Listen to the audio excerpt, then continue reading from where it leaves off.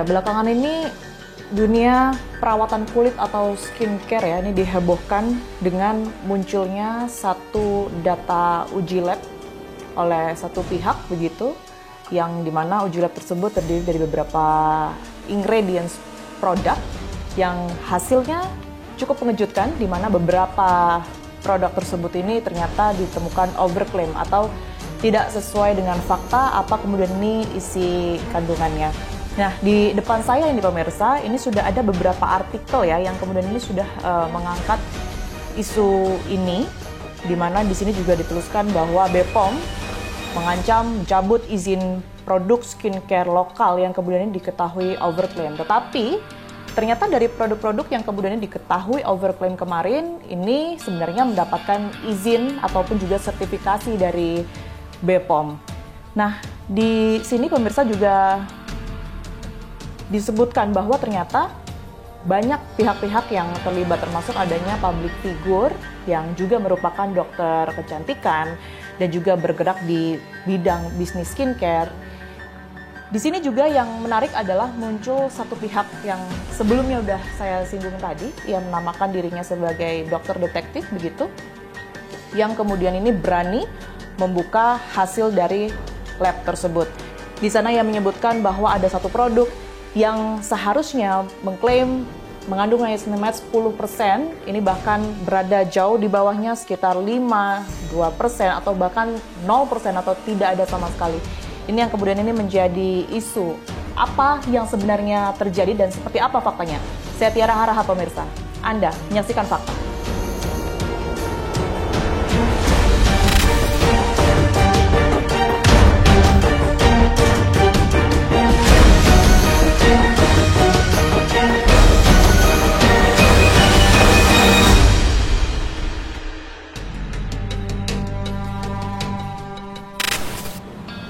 Saya sekarang sedang berada di pusat kota Jakarta pemirsa, sengaja memilih tempat ini karena memang Anda bisa lihat ya, untuk pedestriannya cukup ramai. Saya akan tanya ke beberapa warga secara acak begitu, pernah tidak sih mereka mengalami menggunakan produk kecantikan skincare yang kemudian ini tidak ada hasilnya atau bisa dikatakan bahwa produk tersebut diduga overclaim, tidak seperti fakta begitu ya. Maaf ganggu waktunya ya, saya Tiara dari Fakta TV One. Kak siapa, sorry? Kak Suli. Kak Suli? Kak Ipo. Kak Ipo. Kak Suli dan Kak Ipo boleh saya minta berdiri sebentar? Iya, agak ke sini. Iya, tahu nggak sih beberapa hari belakangan ini tuh kita digemparkan ya dengan adanya isu skincare overclaim. Iya. Mungkin Kak Suli dulu nih, pernah nggak ngalamin pakai satu produk yang bahkan sudah dicoba sampai keluar uang banyak gitu ya, nggak berpengaruh apa-apa? Pernah ada, tapi nggak disebutin ya produknya apa. Oke. Nah, terus itu kan pakainya disaranin oleh sellernya kan. Terus itu yaudah aku pakai pas sebulan pertama itu cocok. Terus pas sebulan itu 2 bulannya nggak cocok lagi.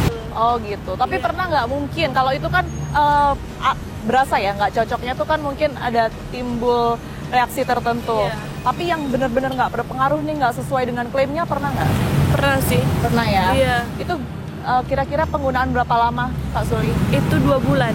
2 bulan. Iya. Dan memang nggak ngaruh apa-apa. Ya, lebih nanti kayak bisa kulitnya lebih kering gitu, kering terus tuh jerawatnya lebih mateng, terus nggak hilang-hilang gitu, nggak ada ngaruhnya. Pada saat pertama kali memutuskan untuk beli skincare itu, yang pertama kali kamu lihat itu apanya sih? Mungkin klaimnya kah? Atau kandungan ingredientsnya juga sempat lihat? Klaimnya sih kayak, kan sellernya ngomong ini bagus, terus tuh ini punya dokter kan, terus tuh dia bilang suaminya pakai terus bagus kan, jadi kayak aku tuh tergiur gitu, jadi aku pakai juga.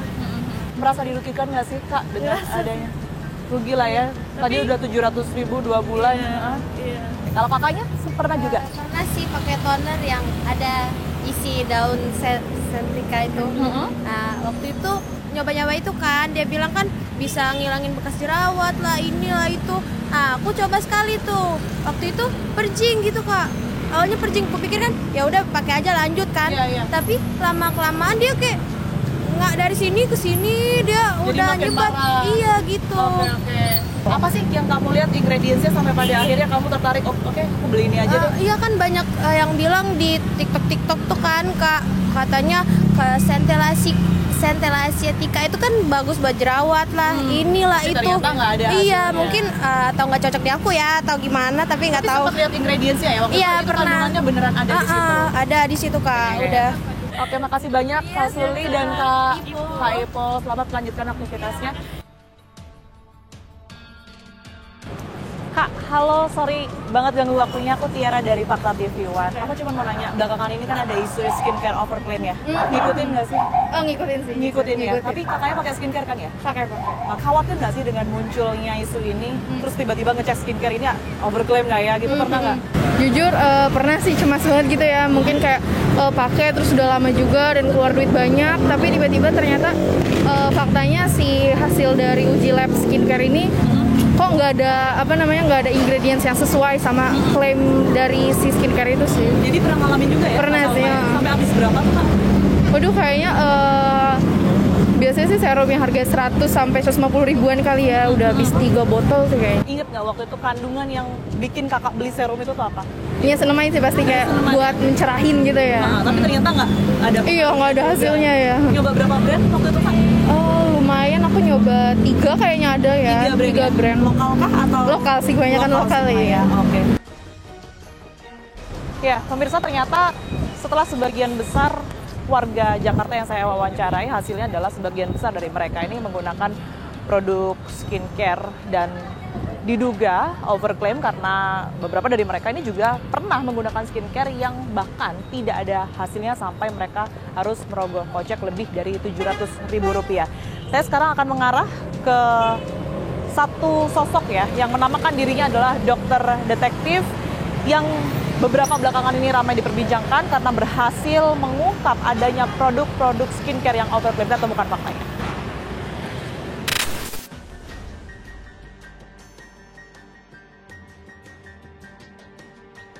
Saya sudah bersama dengan dokter detektif. Dokter, makasih banyak waktunya.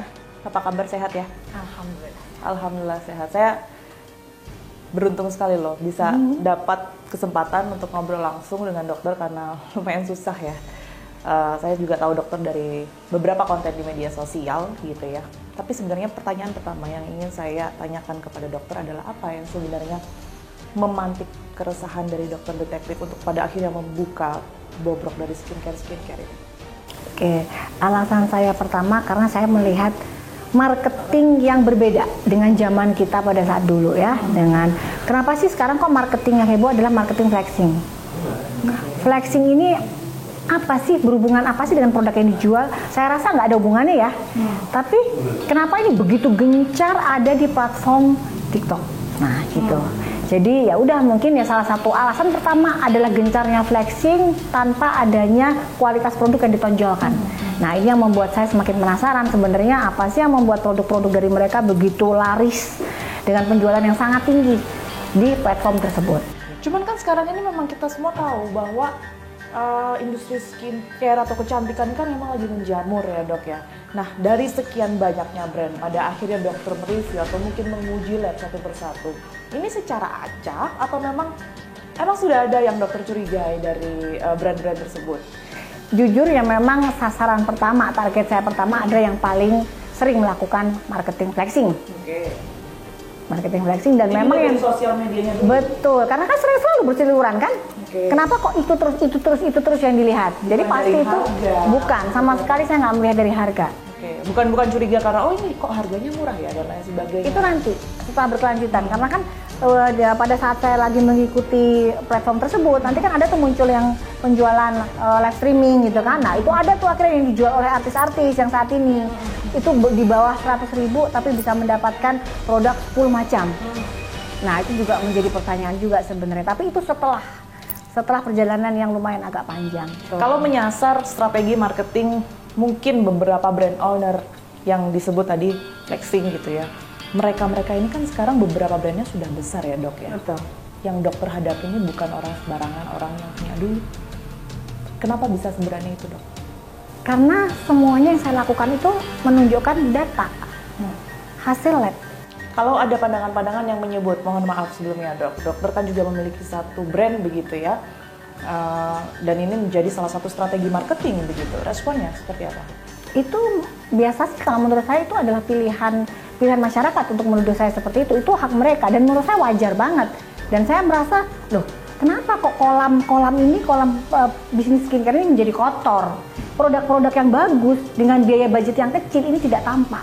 Nah, temuan dokter sendiri seperti apa sejauh ini? Karena kan kita ketahui ya di sosial media ini seorang dokter detektif ini dikenal membuka sejumlah ingredients dari beberapa produk, begitu beberapa juga diantaranya ini ternyata overclaim begitu. Sebenarnya apa yang ditemukan oleh dokter detektif ini? Sebenarnya mungkin pada saat saya pertama kali membuka ini cukup membuat terkejut masyarakat Indonesia. Pasti. Ya, betul. Karena memang banyak juga yang bertanya, kenapa kok harus brand yang terbesar yang direview oleh dokter detektif? Ya memang karena brand inilah yang menerima uang masyarakat paling besar, gitu. Dan ternyata terbukti bahwa misal seperti produk yang ini, terbukti ternyata kandungan niacinamide yang berada di urutan terdepan, lumayan agak depan sih memang dianya ya, ini bisa undetected atau tidak terdeteksi. Nah ini kan sesuatu hal yang membuat saya, loh kok bisa sih di depan aja kok bisa nggak terdeteksi? Memang banyak pihak-pihak yang membela diri ya, bilang jangan dilihat cuma dari bahan niacinamide aja. Betul, memang untuk pencerah itu tidak hanya bahan niacinamide, masih banyak bahan yang lain. Tetapi yang saya lihat aturan yang sudah dilanggar dari satu produk ini pun niacinamide-nya bisa tidak ada. Itu sudah melanggar aturan. Izin saya lihat ya dok ya. Nah, Doktif ini salah satu adalah salah satu brand yang kemudian direview oleh Doktif. Betul. Di Check Lab juga. Betul. Di sini mengklaim bahwa dia mengandung dia tidak melakukan klaim, tapi dia menuliskan niacinamide di produk ini. Tidak ada klaim di situ. Oke, niacinamide berapa persennya juga nggak Tidak ada, ditulis ya? tidak ada. Oke, tapi setelah ternyata dicek kandungannya Tidak terdeteksi. sama sekali. Sama sekali. Dan saya melakukan 2 kali pemeriksaan karena saya cukup kaget juga ya. Saya nggak percaya. Loh, kok bisa sih ternyata selama ini produk ini lumayan omsetnya lumayan besar ya, juga mencapai ratusan miliar gitu. Tapi ternyata kok bisa nggak terdeteksi? Jadi itu hasilnya ya dok ya? Ini semua hasilnya, dari betul. Lab itu ya dok? Betul. Ini semua ada. Ini semua Boleh ada. mungkin diperlihatkan satu-satu? Oke, boleh. Ini dari brand ini ya. Oke. Hasilnya Tidak niacinamide. terdeteksi. Iya, betul. Klaimnya padahal, sorry dok. Di sini dia tidak mengklaim, tapi di Oke. kandungannya ada. Oke. Jadi di komposisinya emang tertulis itu. Yang ini AC1. Oke, ini ya AC1 ya. Iya. Di sini tertulis niacinamide. 5%. Betul, dan ternyata angkanya adalah 0,019 ini. iya. Oke, yang AC2 mungkin bisa disampaikan juga. Yang AC2 ini? betul. 5% juga ya dok ya? Sama 5% ya, tampaknya tertulisnya dan ternyata Ya. hasilnya adalah 0,0048 bahkan. ini. Kalau mungkin bisa tahu ini produk lokal apa produk luar? Ini adalah produk luar ya. Produk luar. Jadi bisa dihitung berapa kerugian masyarakat, ratusan miliar. Nah ini yang membuat saya merasa saya harus bicara dengan segala resikonya. Saya tahu. Jadi saya sudah diteror, diserang, diancam, ya itu resiko ya saya terima karena saya berdiri di pihak masyarakat. Ya kalau misalnya dia cuma 1%, di bawah 1%, ya itu sebenarnya kan nggak ada jurnal yang membuktikan dia akan mencerahkan kulit. Jadi hanya sebuah kebohongan publik, penipuan publik.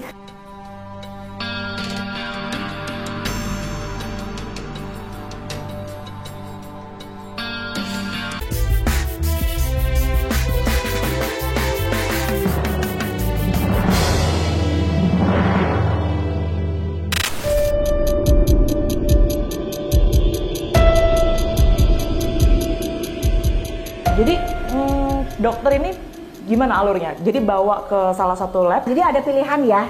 Jadi kita bisa datang ke kantor SIG langsung menyerahkan produknya. Itu bebas, meskipun bukan brand owner nggak apa-apa. Bebas. Tapi pada saat sebelum aturan yang sekarang heboh ini ya berlaku, seperti begitu kejadian overclaim ini berjalan, itu tidak ada masalah. Jadi kita memberikan dalam bentuk seperti ini, tidak merubah kemasan. Setelah itu tapi aturannya berubah ya? Berubah. Setelah saya tekanan yang luar biasa ya, mungkin dari publik, akhirnya aturan itu berubah. Jadi harus membuat perubahan dari repackaging. Jadi dirubah. Dan ini menurut saya agak berat ya, susah dilakukan. Karena begitu kita melakukan perubahan tempat. Nah, itu kan bisa terjadi perubahan komposisi juga. Dan yang lain nih dok, ini kan juga lumayan banyak ya. Betul, yang ini sudah ya, yang sudah saya review, dan ini dua brand ini berasal dari pabrik yang saat ini sedang dilakukan penyegelan ya. Kalau yang ini dari luar juga, tapi ini dimiliki oleh salah satu artis juga yang cukup terkenal mungkin ya. Tapi artinya itu sudah melalui uji lab yang paling ujung. Sudah ya. Pasti. Dan hasilnya juga sudah diketahui bahwa overclaim. Tidak. Overclaim. Oke. Kandungan apa sih yang paling banyak mereka klaim sebagai ada di dalam kandungan satu produk, tapi ternyata nggak ada ini? Yang paling banyak memang niacinamide. Niacinamide. Padahal fungsinya adalah untuk jadi begini, niacinamide itu fungsinya sebagai penghambat transportasi melanin. Jadi dia bukan menghambat pembentukan melanin, bukan. Dia hanya menghambat transportasinya saja. Jadi kalau dibilang, wah ini kandungannya niacinamide paling tinggi, bisa mencerahkan kulit. Nah itu adalah persepsi yang sebenarnya tidak salah gitu. Jadi tidak hanya niacinamide, masih membutuhkan bahan-bahan aktif yang lain untuk mencerahkan kulit. Jadi kalau ada yang mengklaim bahwa ada kandungan niacinamide sekian persen, katakanlah 10%, itu cukup besar ya. Tapi dengan kurun waktu hanya 1 bulan atau bahkan 2 minggu mencerahkan, itu termasuk overclaim? Tidak, karena kita harus lihat dulu apakah di dalamnya ada zat-zat aktif yang lain. Gitu. Kenapa? Karena ada jurnal. Jadi ada jurnal ini yang bisa menyamakan gabungan antara niacinamide 4%, tranexamide acid 3%, arbutin 2%, dan galactomises 1%. Ini kekuatannya setara dengan hydroquinone 4%. Hydroquinone itu yang saat ini kan memang tidak boleh Dilarang, digunakan, bukan dilarang. Dia harus dengan persepan dokter. Jadi dia aman selama dengan pantauan dokter. Efeknya kan seperti apa dokter? Kalau seandainya kandungan yang sudah diklaim itu 10%, ternyata kandungan di dalamnya sebenarnya faktanya adalah di bawah itu ya. Terserah mau 2%, 1%, atau bahkan tidak ada sama sekali, efeknya sendiri seperti apa? Jadi gini, banyak pasien yang masyarakat yang menanyakan ya, ini aman nggak sih? Saya pastikan aman. Jadi mau dia 2%, 5%, gitu iya makanya lulus BPOM. Aman udah pastikan aman. Tapi masalahnya efektivitasnya itu sejauh apa? Yang pertama. Yang kedua, apakah sesuai dengan yang didaftarkan oleh Badan POM? Gitu. Jadi ya kalau misalnya dia cuma 1%, di bawah 1%, ya itu sebenarnya kan nggak ada jurnal yang membuktikan dia akan mencerahkan kulit. Jadi hanya sebuah kebohongan publik, penipuan publik. Sekalipun begitu kan, tapi kan intinya konsumen ini juga sudah rugi secara materi juga. Akhirnya betul. Jadi setelah sekian lama berapa uang, berapa juta yang harus dikeluarkan. Dan brand ini kan seperti ini atau seperti ini, atau yang saya sebutkan di sini ini nggak murah gitu loh. Mungkin ya ini aja ya yang lumayan murah ya, tapi ini sini itu lumayan mahal. Boleh tahu, Doktif kenapa langsung nge-up ini ke media? Jadi bukan yang lapor ke BPOM atau mungkin lapor ke yang bersangkutan, sehingga ini bisa mungkin diproses secara langsung ya? Iya, gitu. Jadi ini mungkin tidak diketahui oleh publik bahwa sebenarnya saya sudah menghubungi para owner dari brand-brand yang terindikasi melakukan overclaim. Saya sudah menghubungi dan saya mempunyai buktinya semua. Jadi ada bukti chat, ada bukti screenshot tangkapan, semuanya lengkap. Bahkan sampai ke e-commerce-nya pun saya hubungi dengan nama asli saya pada saat itu. Tetapi saya sudah menyebutkan titel saya sebagai seorang dokter dan saya menemukan adanya keanehan di produk Anda sebagai owner. Ada respon? Nah, itulah masalahnya. Setelah berulang kali, jadi saya kasih waktu kurang lebih selama 2 minggu. Jadi berulang-ulang, tidak ada respon. Ya akhirnya saya harus up. Saya harus up ke publik. Masyarakat harus tahu. Jadi jangan, saya juga nggak mau masyarakat menyalahkan, kok kenapa nih nggak dinasehatin dulu, nggak di ini dulu. Karena itu sudah dilakukan sebenarnya ya? Sudah dilakukan. Dan semua buktinya pun ada. Kenapa nggak kepikiran untuk lapor BPOM atau mungkin nuntut brand-brand tersebut, Dokter? Ya mungkin karena sudah banyak juga ya laporan-laporan ke Badan POM, tapi mungkin kan Badan POM ini lembaga yang sangat-sangat sibuk sekali gitu. Jadi kalau misalnya selalu langsung begitu saya lapor langsung respon, itu kemungkinannya kecil direspon oleh Badan POM. Jadi Indonesia ini kan kalau nggak viral kan nggak cepet nih gitu kan, banyaknya kan begitu nih. Jadi begitu viral dan ternyata terbukti kan, begitu seorang dokter disebut dengan dokter detektif viral, akhirnya sekarang pabrik-pabrik semua berbenah Dokter, bagaimana jika ada yang kemudian ini merespon dengan pernyataan seperti ini? Harusnya kan yang diserang ini pabrik, karena brand owner nggak tahu apa-apa. Brand owner biasanya menyerahkan satu request gitu ya, katakanlah request ke pabrik, dan pabrik itulah yang kemudian mengolah ingredients.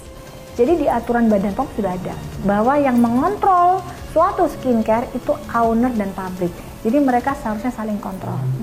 Itu sudah ada aturannya, dan seharusnya memang para owner tahu itu.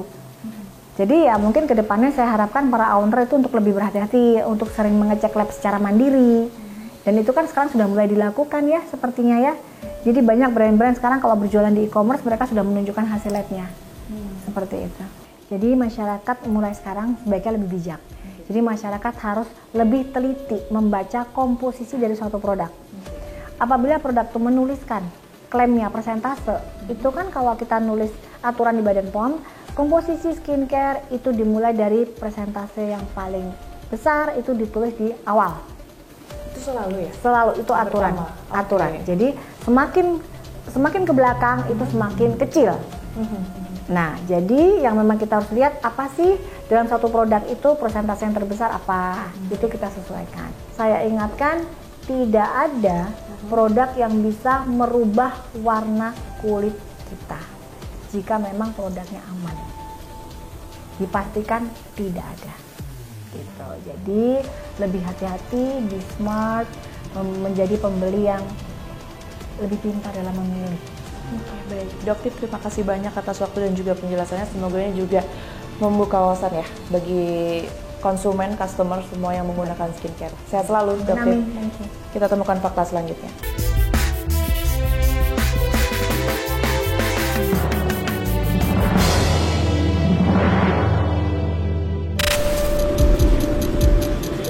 Saya sudah sampai di BPOM pemirsa, dan kami akan mencari tahu seperti apa sebenarnya penanganan dan juga pengawasan BPOM berkaitan dengan produk-produk skincare ataupun juga kecantikan yang selama ini diduga overclaim. Kita akan temukan fakta selanjutnya.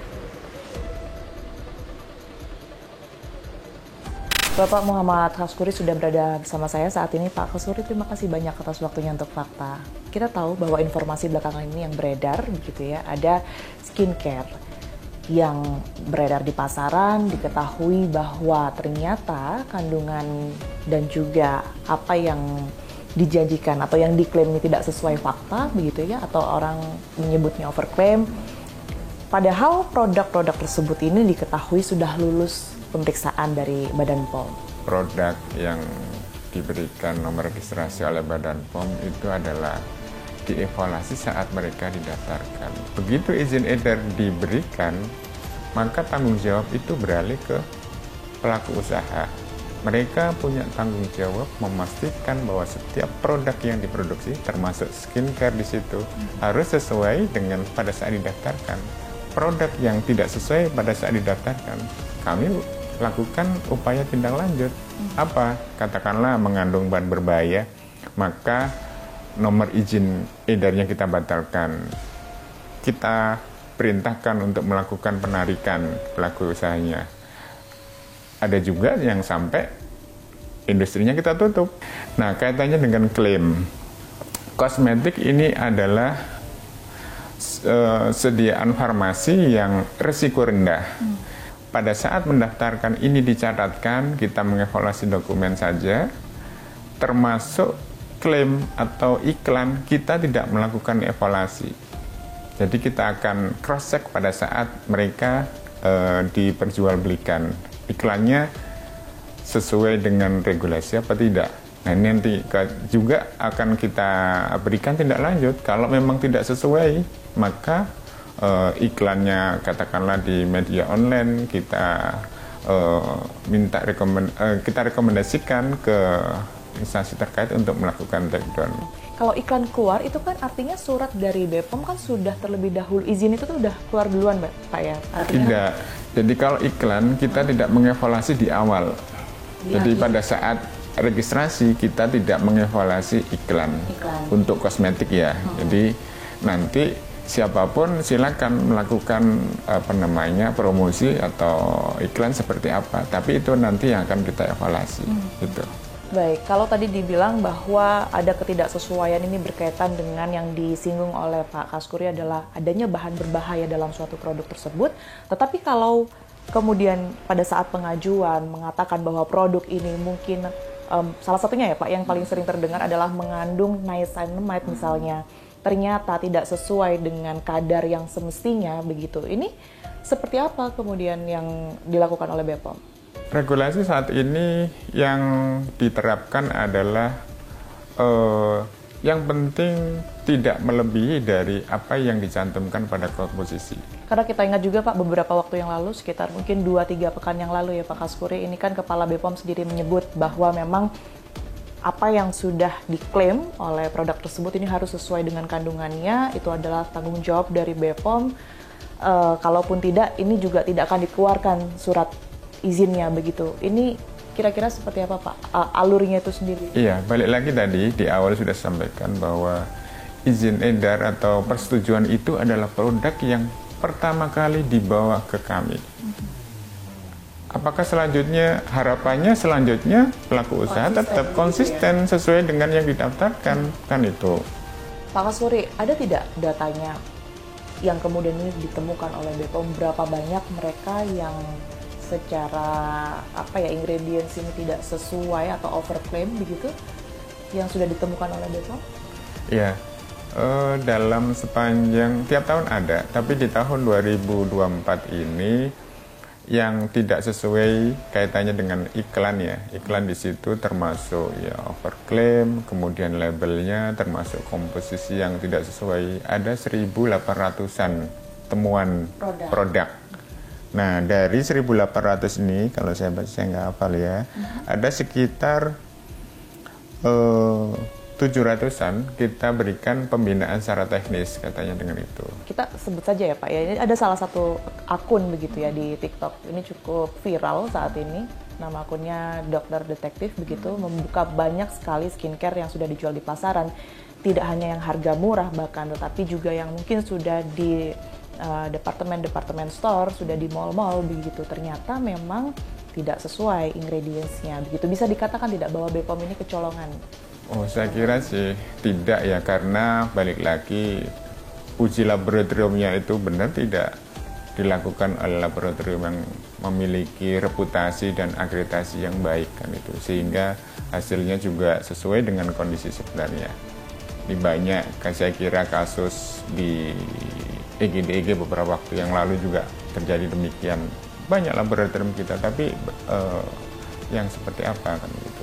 Tentu kami akan menyambut baik kalau informasi tersebut disampaikan ke kami untuk bisa kita follow up, sehingga tidak banyak orang yang memberikan informasi yang ada potensi yang tidak benarnya tadi itu. Dari hasil penelusuran tim fakta, penggunaan skincare overclaim atau tidak sesuai kandungan yang dijanjikan menjadi kekhawatiran tersendiri bagi masyarakat. Seorang public figure yang juga merupakan dokter kecantikan dan pelaku bisnis skincare Richard Lee menyebut pengecekan kandungan bahan dalam suatu produk secara mandiri adalah hal baru. Pengecekan mandiri tidak perlu dilakukan karena ini merupakan tugas institusi BPOM. Ia pun mengklaim bahwa produk kecantikan yang ia pasarkan memiliki kualitas yang baik. Di sisi lain, sosok yang menamakan dirinya sebagai dokter detektif kini masih terus melakukan uji lab puluhan produk lokal maupun impor untuk mengetahui apakah kandungannya sesuai dengan klaim produk atau tidak. Namun sayangnya beberapa di antaranya pun tak memiliki kandungan yang sesuai. Sementara BPOM mengancam akan melakukan pencabutan izin jika diketahui kualitas produk tak seperti klaimnya. Semoga masyarakat lebih waspada dalam memilih produk kecantikan dan begitu pula pelaku bisnis untuk memasarkan produknya secara jujur. Saksikan terus fakta setiap hari Senin pukul 8 malam hanya di TV One.